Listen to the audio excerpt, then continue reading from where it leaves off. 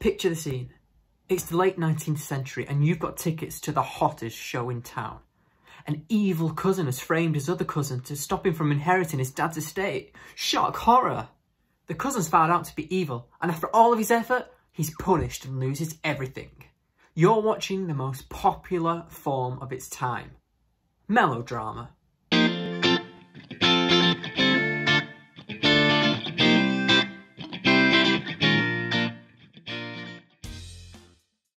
Hi, I'm Tom, and today we'll be looking at melodrama.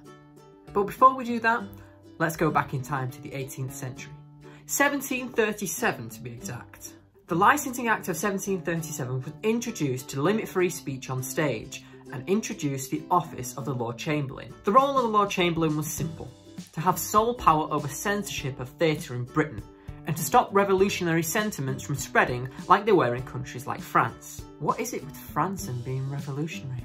So what's that got to do with melodrama? The Act meant that serious dramas could only be performed in theatres that had a specific licence, or patent, also known as patent theatres. Now these patents or licences were only given to a limited number of theatres, so the theatres that didn't have these licences managed to work their way around this by performing non-spoken dramas which were underscored by song, or a melody, hence the term melodrama. The Theatres Act of 1843 removed these licences and restricted the role of the Lord Chamberlain, so much so that he could only prohibit shows where, quote, "it is fitting for the preservation of good manners, decorum, or of the public peace to do so."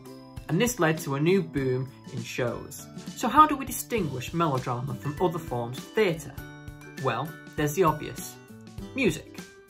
Because spoken word had been so censored during the period, genres like music hall also boomed too. Late melodrama took the music or melody from early melodrama and combined it with the freedom of speech that they now had. It also wouldn't be melodrama without stock characters, would it?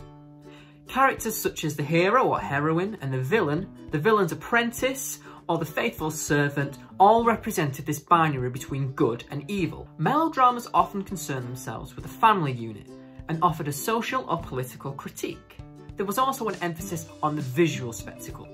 Large sets and huge ensemble scenes weren't uncommon in the period. And obviously, we can't talk about melodrama without mentioning the acting. We often use the term melodramatic to describe someone who's being quite over the top and exaggerated. Actors would often use over-the-top facial expressions and speak in an exaggerated manner. But this style of acting did serve a purpose. This was a time before major technological innovations in theatre. There were no microphones, obviously. So actors had to make sure that everyone in the theatre knew what was going on, including those right at the back. If you've ever been to one of the old theatres in London and sat right at the back in the galleries, you'll know what I mean. You have such a limited view that the actors have to make sure that they are acting so over the top to give audio and visual cues. Melodrama was arguably one of the most popular forms of entertainment in the 19th century, but as the century progressed, new forms of culture started to emerge. Melodrama was slowly but surely being replaced by naturalism, and if you haven't checked out my video on naturalism, be sure to do so. New advancements in stage technology and new styles of acting were being developed by the naturalists, and melodrama was slowly replaced by something we're more familiar with on today's stage. And that's it for today. Hopefully by now you have a very basic understanding of the history of melodrama.